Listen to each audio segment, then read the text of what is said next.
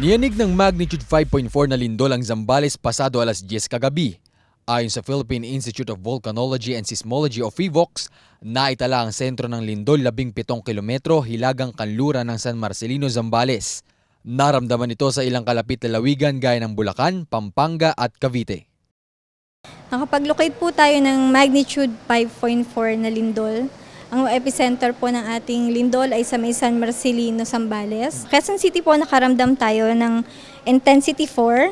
Sa Quezon City, Pateros at Malolos, Bulacan. Sa ngayon, yung pa lang po ang nakukuha natin. Nagsilabasan naman ang mga residente ng isang kondominium kagabi matapos maramdaman ang pagyanig.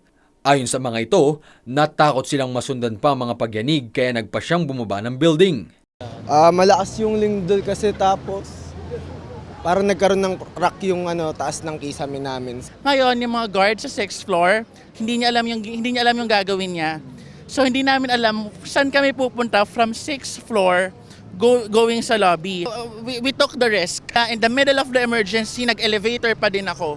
Sinamantala naman ng isang opisyal ng Disaster Risk Reduction and Management Service ng Department of Education na nakatipon ng mga tao upang magturo ng ilang bagay sa seguridad. Ihanda niyo na mula ngayon, make sure meron kayong mga go bags. And you have something in the go bags that will last you for the first 3 days. Pinapayuhan naman ng PHIVOLCS ang publiko na maging handa sa posibleng aftershocks. Rajel Adora, humahataw sa balita.